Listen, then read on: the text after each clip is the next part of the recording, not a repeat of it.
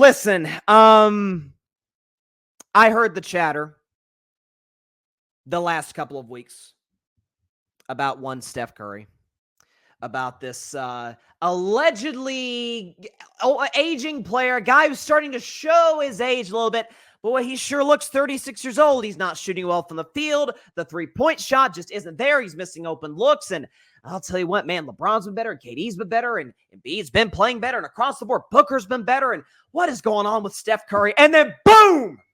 How about 36 points from the two-time MVP and four-time NBA champion? We can go and put up his stats. All stats provided by our friends at StatMuse. All graphics provided by my man Alfred Parsard Jr. Can we show what? No, that's the wrong stat. Let's show what Steph Curry did. 36 points, 8 rebounds, 12 for 19 for the field. How about 9 for 14 from three-point range? And most importantly, and this is critical and this is key, ladies and gentlemen, a plus 20 from the when he was on the floor. Keep in mind, this is a game that the Team USA won by 4 points over Serbia. Keep in mind, this is the fact I've heard it compared to when Carmelo Anthony back in 2012 dropped a Team USA record 37 points. Respect to Melo, one of the all-time great Olympians, one of the great scorers in NBA history. Here's the problem with that. This is not hyperbolic, what I'm about to say. It is absolutely true. In Melo's record-setting game, he did not score a single meaningful point. If you take, and here's why I say this, if you take away every point Carmelo Anthony scored, all 37, Team USA wins by 46 points. They win by 46 points without Melo's record-breaking 37. Steph's dropped to 36. It's only the 9th time in his career that he has hit 9 or more three-pointers. So Steph Curry, 9 or more three-pointers on that type of efficiency. Steph Curry was unbelievable, and he was joined by the two other old guys. Okay, we could give him love, give him the credit. Okay, this guy, Kevin Durant, all right? This guy as well, LeBron James. I had to wear this jersey one time because I lost a bet. That was no fun. And obviously, listen, Steph Curry, I got this jersey, wearing a Steph Curry jersey. Got to show love to the old heads because LeBron James, let's start with LeBron James, okay? This is a man who defies logic. And I used to call Tom Brady the great outlier. Like, you don't compare your 40-year-old quarterback to Tom Brady. It's not fair to the other 40-year-old quarterbacks. And I've called LeBron James a cyborg. Listen, I not only hate conspiracy theories, I detest them with every part of my being. That said, if an individual came to me and said, hey, Bryson, listen to this. LeBron James was built in a secret lab underground in the bowels of Akron, Ohio, I'd listen to it. Because what this man is doing defies logic. LeBron James dropped the second triple-double in the history of Team USA since LeBron James did it back in 2012. You also consider the fact that LeBron, okay, was guarding Nikola Jokic in the fourth quarter. What, you might ask, did Nikola Jokic do in the fourth quarter? Well, the answer is virtually nothing. He scored 6 points. He had only 1 assist. By the way, Serbia proceeded to go 0 from three-point range after going berserk in the first 3 quarters of that basketball game. So LeBron shut down Jokic, the best player in all of basketball, and casually gave you a triple-double. And how about the Slim Reaper, the easy money sniper, Kevin Durant? Perfect in the fourth quarter, hit arguably the dagger shot potentially to put Team USA up by 4 with about 30 seconds to go. And if we could combine the stats of LeBron, Steph, and KD, because let's be real, this run, this Team USA roster is all about those guys because it's in all likelihood their very last Olympics. Put up the numbers right here, ladies and gentlemen. What did Steph Curry, King James, and the Slim Reaper do in the fourth quarter? 22 points, 9 rebounds, 7 assists. They go 9 for 13 from the field. Steph, LeBron, and KD also scored the final 13 points in the game for Team USA.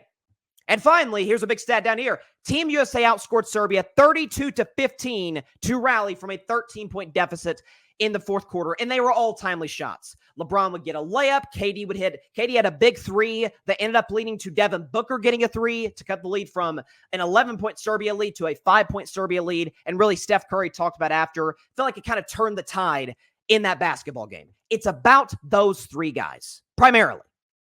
And I'll get to Tatum, I'll get to Curry later. We'll save that for later. But I've heard chatter. From Charles Barkley. From others. I mean, come on. You're in a close game with Serbia. Are you Serbia? How could you be in a close game with Serbia?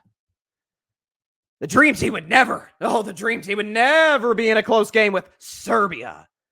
Oh, yeah. That Dream Team that in 1992, if you take the Dream Team away from the 1992 Olympics, there were a grand total of 6 NBA players in that entire tournament.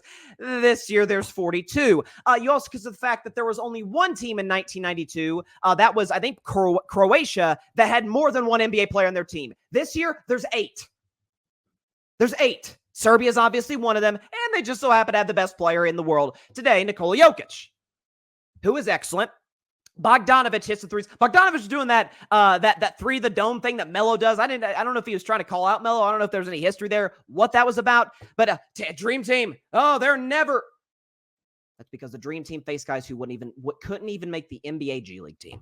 But the idea, this is what bothers me, and it sort of ties into the Kerr thing with the rotations, with Jason Tatum and otherwise, is the idea that this was supposed to be a blowout. And frankly, I will be totally candid. I was in that group. I was among the folks who said, Team USA is not going to be challenged throughout the rest of the tournament. I said that on Wednesday's show. Clearly, I'll be upfront. I was dead wrong on that. The idea that somehow, that diminishes Team USA? That diminishes the fact that LeBron had the second triple-double in the history of Team USA basketball. Diminishes the fact that Steph Curry dropped 36 and 9 3-pointers. That diminishes the fact that Kevin Durant is, the all-time leading scorer in the history of Team USA. And they're getting help from Joel Embiid. Listen, I think I can confidently say this, at the front, not on the train, at the front of the train that says, I don't think you can build a contender around Joel Embiid. I've seen him 3 times in a Game 7 in the Eastern Conference playoffs come up small against Toronto, against Atlanta, and against Boston. He was bad in all this, particularly against Boston, terrible in those Game 7s. That's the biggest game Joel Embiid's ever played. That's the best Joel Embiid has ever played in a big game. Every time Team USA would have a patch where it's like, oh gosh, they're in trouble. Serbia's got them on the Embiid would hit a mid-range jumper. Or he'd drive past Jokic. He had a great pump fake on the baseline, got a dunk to help Team USA, again, keep the game close. Steph Curry was doing the same thing. So I could not possibly disagree more that this game somehow, folks, the Redeem Team, oftentimes prior to this Olympics, who's the best team? 92 Dream Team or 08 Redeem Team? 08 Redeem Team was in a dogfight with Spain, who they've blown out in the past, in the final game, in the gold medal game. And that team had prime Kobe Bryant, prime LeBron, prime Dwayne Wade. Chris Paul starting to come into his prime. That team was stacked. They were in a dogfight in the gold medal game. Virtually every Team USA team, at least the one that plays actual competition, seems to have at least one game where either there's a slip up, they don't take a team seriously. Frankly, I don't think that was the problem for Team USA. I do think they took Serbia seriously. Serbia just came to play, man. They were shooting the lights out from 3-point range.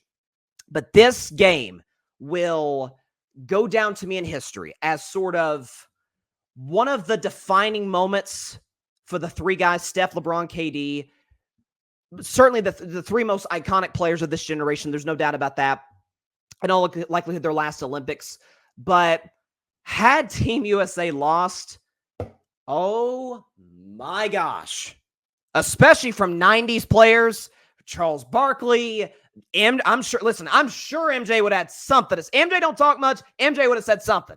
Maybe a John Stockton. Chris Mullin may not have said anything because he covers Steph Curry with the Warriors. Chris Mullin might not have said anything. A Larry Bird. Magic Johnson. Magic likes to make his thoughts apparent on Twitter. So do I. Got no problem with that. But you'd have had all those players back in the 1990s. An age where the overwhelming majority of the talent in the game of basketball came from the United States. 6 NBA players outside of Team USA in 1992, 42 in 2024. The legions, certainly of Jordan fans, all that had come at LeBron, all that had come at Steph. Steph probably at that point leaves with no gold medals in his career. He would have been probably one of the only superstars in the history of the game of basketball, American stars, to not have a gold medal. Kevin Durant, despite his great Olympiad play, Kevin Durant's getting older. He couldn't come up big again. Those 3 guys could not have possibly come up more big. And last stat with Steph Curry, because again, this was the Steph Curry game. This was, in my mind, the greatest Olympic performance by a men's basketball player in Team USA history. Steph Curry, fun stat, only player to have 35 points in a game in the NBA, in college, and on Team USA. That is Wardell Stephen Curry II. That is what he does. That's what he's been doing throughout the course of his career, is greatness at the highest level, greatness when his team needs him most, and that's why Team USA won. Steph, by the way, who passed the ball to Steph on the go-ahead shot with about a minute left? It was LeBron James. Okay, who hit the go-ahead shot, or sorry, the kind of the dagger shot with about 30 seconds left? Kevin Durant, who was perfect in the fourth quarter. This cements, assuming Team USA wins gold tomorrow, gets France, got one more. This, to me, cements KD as he's the most gifted scorer ever. This cements Steph as one of the greatest big games. Look at Steph's numbers in big games. Take out 2016 finals. The guy's great in elimination games, and obviously yesterday being one of them. Steph, one of the best big game performers in NBA history, and certainly the greatest shooter ever. That got established a while ago. And as far as LeBron James, I feel like we're kind of running out of arguments. Like the Jordan fans out there, can we at least be open? Can we be open to the possibility that maybe, just maybe, that a guy who's almost 40 years old is the best player on the best Team USA team and locks down the best player in the world in the fourth quarter? Is it at least on the table that the guy who has the only 2 triple-doubles in Team USA history maybe, just maybe, might be the best player of all time? It's a thought. It's something we should at least tinker with. Nonetheless, phenomenal win for Team USA. And by the way, as far as I'm concerned, probably the biggest win in the history of Team USA basketball.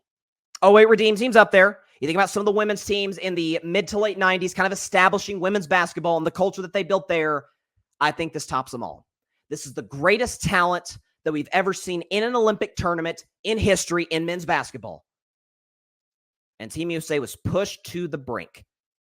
And the old guys, Curry, James, Durant, was who came through in the end. And Team USA is a win away from yet another gold medal. Thanks so much for watching the show on YouTube, and be sure to go click that big red subscribe button and check out the other clips and full shows from Carving It Up Live, as well as our other incredible content creators here on the Grid Network.